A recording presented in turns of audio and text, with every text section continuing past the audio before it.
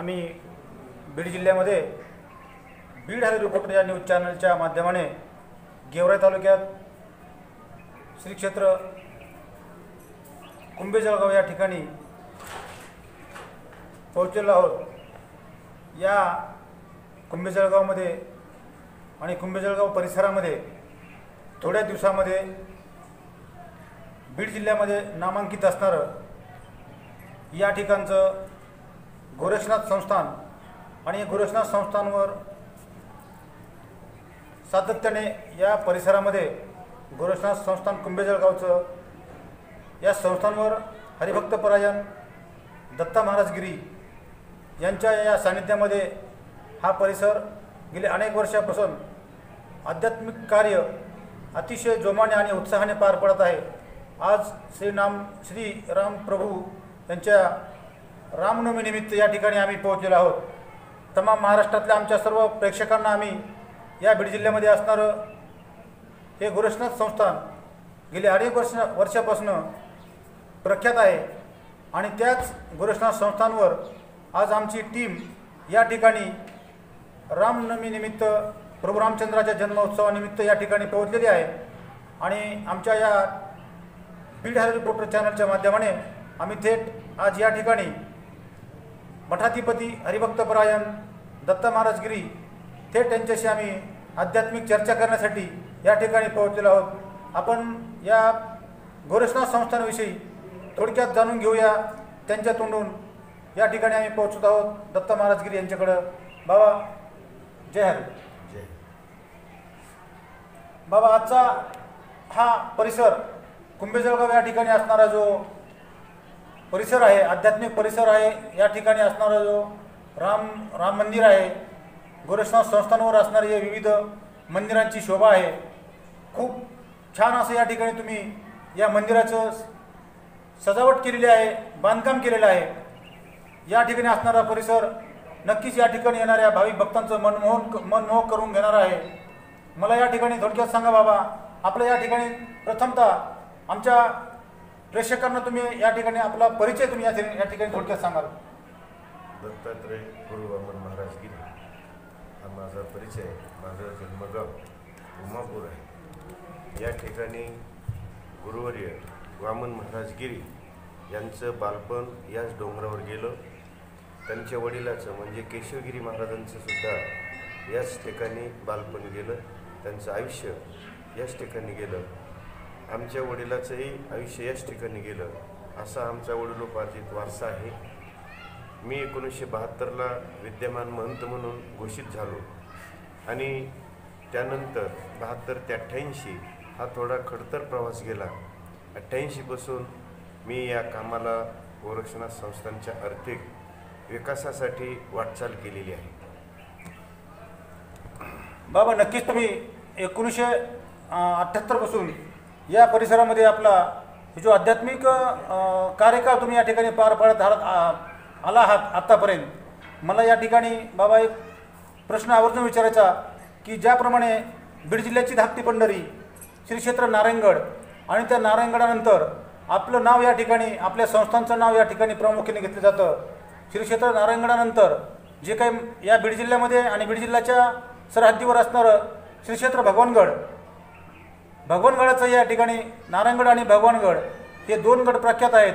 आणि आता आम्हाला या ठिकाणी या गोरक्षनाथ संस्थांचंही या ठिकाणचं कामकाज पाहता आणि या ठिकाणचा परिसर पाहता तो खरोखरच नारायणगड आणि भगवानगडानंतर या गेवराई तालुक्यामध्ये असणारं हे श्री क्षेत्र कुंभेजळगावचं या ठिकाणी असणारं श्री क्षेत्र आज तुमच्या माध्यमाने या गेवराई तालुक्यामध्ये आपण चांगल्या प्रकारे या ठिकाणी या आध्यात्मिक क्षेत्रामध्ये उभारी घेतलेली आहे, काम या ठिकाणी चांगल्या पद्धतीने केलेलं आहे।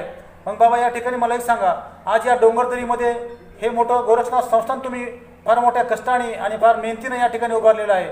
त्याचप्रमाणे भाविक भक्तांचाही ओढा या ठिकाणी जास्त प्रमाणामध्ये येऊ पाहत आहे। आज रामनवमी आहे, रामनवमीनिमित्त सुद्धा या ठिकाणी तुम्ही प्रभू रामचंद्र जन्माच्या निमित्त या ठिकाणी फार मोठं कीर्तन आणि या ठिकाणी महाप्रसादाची व्यवस्था केली। बाबा, या ठिकाणी मला या ठिकाणी आवर्जून विचारायचं आहे की हा जो डोंगर परिसर आहे, ह्या डोंगर परिसरामध्ये आणखीन काही आध्यात्मिक क्षेत्रामध्ये काम करत असताना कुठल्या कुठल्या अडचणी तुम्हाला जाणवतात? आध्यात्मिक क्षेत्रातल्या अडचणी तशा येतच नाही. आध्यात्मिक क्षेत्रात माझा परिसर मला सातत्याने मदत करत आला. त्यामध्ये पंचक्रोशी परिसरातील जी 20-25 गाव आहेत त्यांनी सतत मला जवळ केलं. आणि विशेष करून माझ्या परिसरामध्ये बंजारी समाज आहे. बंजारी समाजाने हे इथलची तिसरा सोमवार यात्रा महोत्सव चालवण्याचं अनेक वर्षापासून म्हणजे 150 वर्षाच्या अगोदरपासून आमच्या आजोबाच्या अगोदर पंजोबापासून आणि बुधगीर महाराजापासून ते इथलचे कामं चालवत आहेत. हे शिवारात कुंभेजळगावचे येतं, पण प्रामुख्याने इथे सुशिकर, कवडगाव, वडगाव, माटेगाव, मारुतीचीवाडी, मुमापूर, देवपिंपरी, आटंतरवाली, पावळाचीवाडी, खळेगाव अशा आसपासच्या तमाम साठेवाडी, कोळगाव, काजळा, तांदळा, सैदापूर, मातुरी, मादळमोई, चिखली, जवारवाडी, सिंदखेड अशा सर्व गावांनी मला मदत केलेली आहे.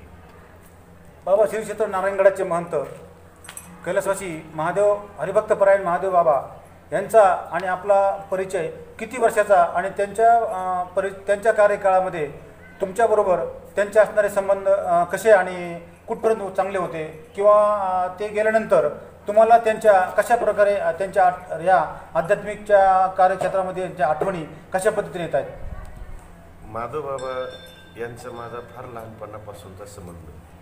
मी अगदी छोट्या वयात असताना बाबाचा माझा परिचय झाला. आमचे गुरुवर्य वामन महाराज गिरी त्या काळात स्वातंत्र्य सेनानीचं काम करत होते आणि माधवबाबांना मार्गदर्शन वेळोवेळी लागायचं. त्यावेळेस माधवबाबा पण लहान होते आणि म्हणून त्यांचा माझ्यावर नैसर्गिकच एक पगडा राहिला.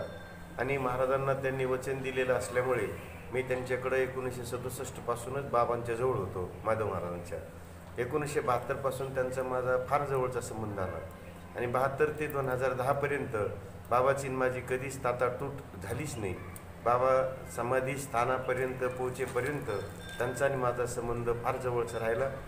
विशेष करून मला जे काही परमार्थामध्ये जे गुण लाभले ते सर्व गुण मी जरी या परंपरेनं गिरी घराण्याचा असलो तरी पण माझ्यावर जे संस्कार पडलेले आहेत ते संपूर्ण माधव महाराजांच्या कृतीचे आणि कशा प्रकारचे संबंध पडलेले आहेत. मी जीवनामध्ये महादेव महाराज यांचा कुठला शब्द मोडला नाही किंवा तो पाळला नाही असं कधीच झालं नाही. बाबा, आपण लहानपणीपासून तुमच्या घराण्यामध्येच एक आध्यात्मिक वातावरण चांगलं असल्यामुळे निश्चितच तुमच्यावर धार्मिक संस्कार या ठिकाणी झालेले आहेत. मला या ठिकाणी एक प्रश्न आवर्जून विचारायचा की बाबा, आपले आध्यात्मिक आणि धार्मिक गुरु कोण आहेत आणि तुमचं धार्मिक शिक्षण कुठं झालं, आध्यात्मिक शिक्षण कुठं झालं हे थोडक्यात सांगा. तसं मी लहानपणी शाळा शिकलेलोच नाही, पण मला शिक्षणाच्या उद्दिष्टानं पंढरपूरला घातलं होतं. त्यावेळेस गोपीनाथ मठात मी वीणा वाजवण्याकरता राहिलो. मला माळ गणपत महाराज जाधव पंढरपूरकर यांची माझ्या गळ्यात माळ आहे. ते देवकराचे शिष्य आहेत. तसं मी देवकर परंपरेचं आहे. आणि त्याच्यानंतर मी आळंदीला जयराम महाराजांच्याकडे राहिलो आणि त्यानंतर वारकरी शिक्षण संस्था विष्णू महाराज जोग यांच्या संस्थेत त्यांच्या शिक्षकाकडून मी बाकीचं शिक्षण घेतलेलं आहे. बाबा, आजच्या या 2019च्या या कार्यकाळामध्ये असणारे धार्मिक कार्य, मग कीर्तन असो, प्रवचन असो, दिंड्या असो किंवा कुठली तरी वारकरी हरिभक्त महाराजांचं जे या ठिकाणी आत्ताच्या या कार्यकाळामध्ये चाललेलं जे आध्यात्मिक कार्य आहे आणि तुमच्या तरुणपणामध्ये, तुमच्या बालवयामध्ये असणारं जे आध्यात्मिक कार्य आहे याच्यामध्ये तुम्हाला काही फरक जाणवतो बाबा? आध्यात्मिक क्षेत्रात मी दिंड्याच्या बाबतीत जर बोलायचं ठरलं तर मी लहानपणापासून नारायणगडच्या दिंडीत होतो. मी नारायणगडच्या दिंडीमध्ये पखवाज वाजवला बऱ्याचशे दिवस. त्यानंतर भजन, मला पहिलं भजन येत नव्हतं. नंतर महाराजांनी मला बळजबरी भजन म्हणायला लावायचे आणि त्या काळात पंढरीनाथ मास्तर, गंगाधर महाराज, पावळा शिवडकर, विष्णू महाराज हे माझ्या बरोबरीनंच मला त्यांनी याचं मार्गदर्शन केलं. आणि आध्यात्मिक क्षेत्रात दिंडी महाराजांना आम्ही शब्द दिला होता बऱ्याचशा जणांनी की आम्ही वेगळे काही करणार नाहीत. महाराज जाईपर्यंत आम्ही कुठली दिंडी वेगळी किंवा वेगळी चूल मांडण्याचा प्रयत्न केला नाही. महाराज गेल्यानंतर आता मी कुठे पैठणला दिंडी काढलेली आहे, अजून काही पंढरपूरला काढली नाही आणि तसा अजून मानस नाही काढण्याचा. आमच्या टाळकरी मंडळाचा मानस आहे की आपल्याला पंढरपूरला दिंडी काढायची, पण भविष्यामध्ये सगळ्यांचं ज्यावेळेस ठरेल त्यावेळेस आम्ही पंढरपूरला येत्या 2 वर्षामध्ये दिंडी काढण्याच्या प्रयत्नात आहोत. बाबा, जसं औद्योगिक क्षेत्रामध्ये स्पर्धा आहेत, औद्योगिक क्षेत्रामध्ये बरोबरच गटबाजी आहे, राजकारणामध्ये गटबाजी असते, तर अशा विविध समाजामध्ये गटबाजीचं वातावरण या ठिकाणी आपल्याला जाणवतं.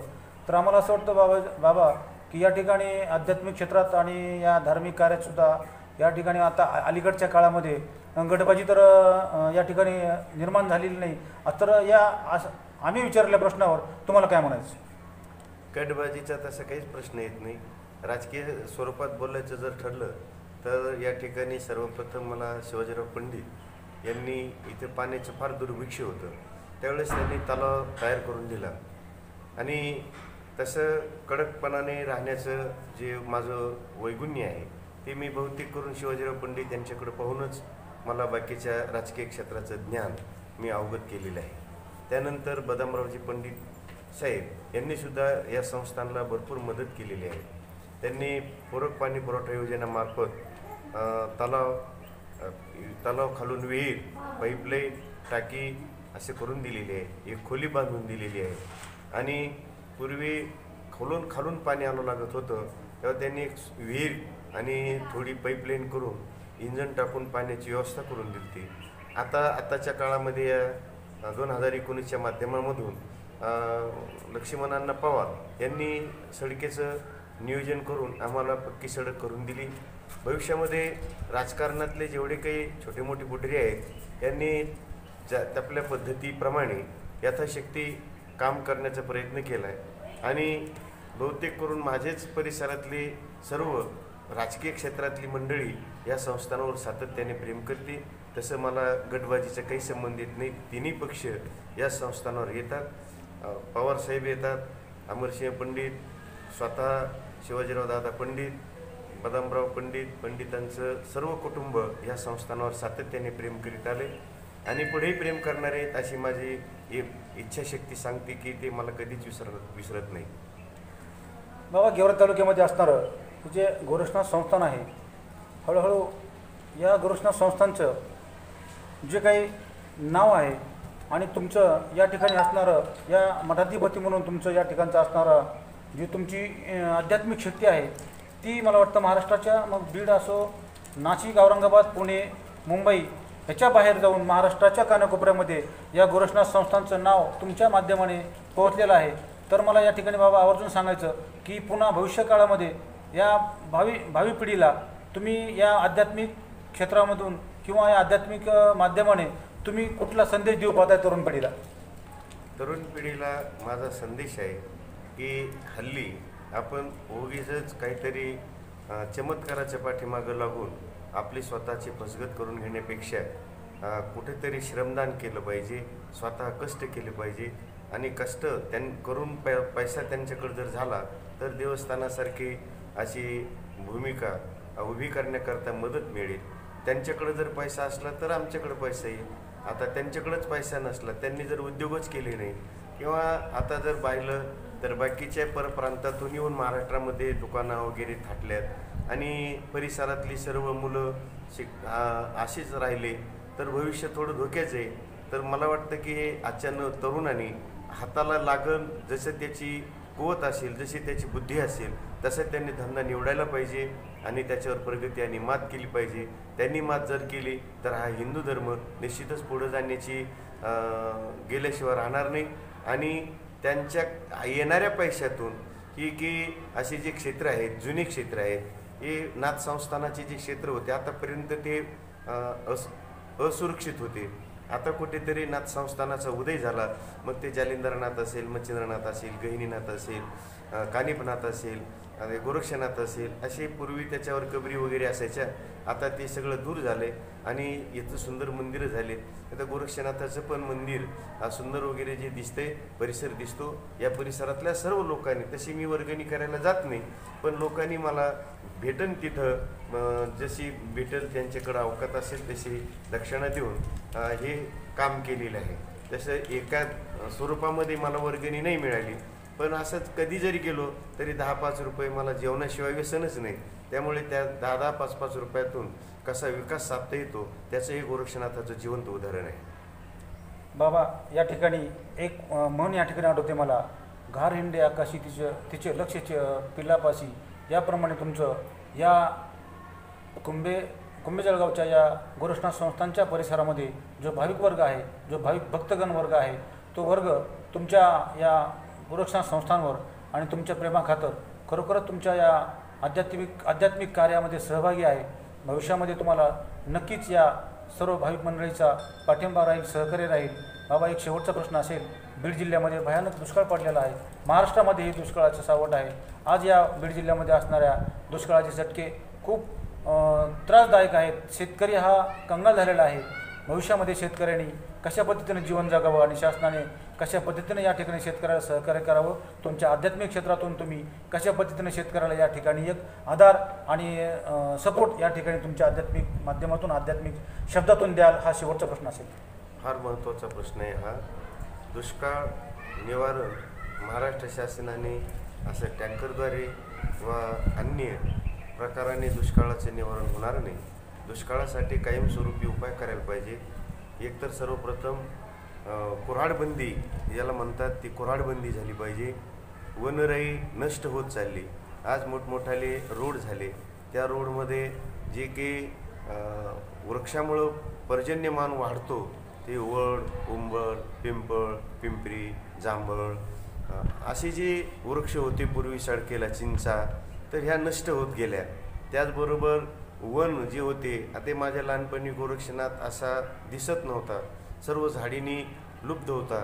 आता तो उजाड झाला. म्हणून महाराष्ट्र शासनाने ही 13 कोटी 12 कोटी जे काही संकल्पना केली झाडं लावायची, तर ती अशी बोगस झाडं लावून येणार नाहीत. ती की आम्ही आता गोरक्षनाथावर वृक्षारोपण केले, त्यांना ठिबक, पाणी, त्याला खड्डे, माती अशा जर पद्धतीने वृक्ष लागवड झाली तर निश्चित पाऊस येईल आणि दुष्काळावर मात होईल. असं वावगा उलझान प्रयत्नानं दुष्काळावर मात होत नसते. म्हणून पहिला मला जर कोणी पंतप्रधान येणारे आता त्या येणाऱ्या पंतप्रधानाला आपला संदेश जाऊ की महाराष्ट्रात पहिली कुऱ्हाडबंदी झाली पाहिजे. आणि कुऱ्हाडबंदी झाल्याशिवाय, वन जंगल वाढल्याशिवाय, कारण तुकोबरायाने सांगितलेले वृक्ष वल्ली आम्हा सोयी रे वनचेरे, आज पाखरांना पाणी भेटत नाही. फार भयानक परिस्थिती. आता तुम्ही मोगात पाहिलं ना, पाणी वाचून किती पक्षी तर पडत आहेत, माणसाला पाणी कमी आहे.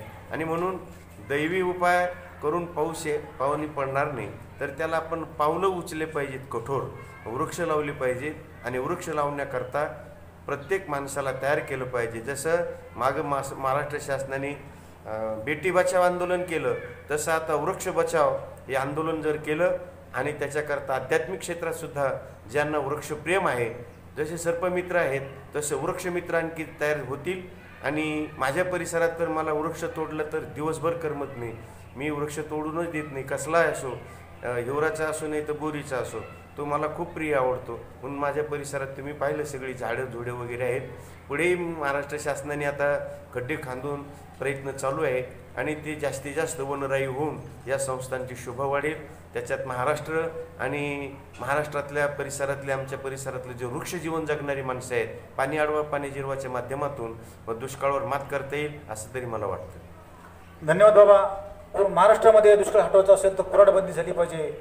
या महाराष्ट्रामध्ये बेटी बचाव बेटी पढाव हा नारा या ठिकाणी सर्वसामान्यांनी, शासनाने राबवला पाहिजे. या परिसरामध्ये शेतकऱ्यांचा दुष्काळ हटला पाहिजे. अशा या सर्वांगीण सर्व प्रश्नावर या ठिकाणी सखोल असं उत्तर या ठिकाणी हरिभक्तपरायण दत्ता महाराज गिरी यांनी गोरक्षनाथ संस्थान कुंभेजळगाव या ठिकाणी आम्ही आला असता बीड हॅरो रिपोर्टर त्यांनी सविस्तरपणे या ठिकाणी चर्चा केलेली आहे. नक्कीच या बाबांचं आणि या महाराष्ट्राभर ऐकणाऱ्या आमच्या सर्व प्रेक्षकांना विनंती आहे की अशा बाबांचे महाराष्ट्राला आणि आजच्या भाविक भक्तांना खरोखरच गरज आहे. लवकरच या बाबांचं राष्ट्रीय नामक या ठिकाणी महाराष्ट्रभर यांचं एक थोर कीर्तनकार व्हावेत. महाराष्ट्रभर त्यांची प्रख्यात नाव लौकिक व्हावं आणि गेवरा तालुक्यात असणारं आमचं या कुंभेजळगावचं गोरक्षनाथ संस्थान हे महाराष्ट्राबाहेर यांचं नाव प्रख्यात होईल याची या ठिकाणी अपेक्षा व्यक्त करतो. आणि आज या ठिकाणी आमच्या चॅनलला तुम्ही ऐकलं, या ठिकाणी आमची मुलाखत ऐकली, त्याबद्दल आम्ही सर्व प्रेक्षकांचे आभारी आहोत. या चॅनलसाठी आपण सर्वांनी लाईक करावं आणि आमच्या या कार्यक्रमाला या तुम्ही भरभरून प्रतिसाद दिला त्याबद्दल धन्यवाद. कॅमेरामन अविनाश तांदळेसह चंद्रकांत हक्कदार.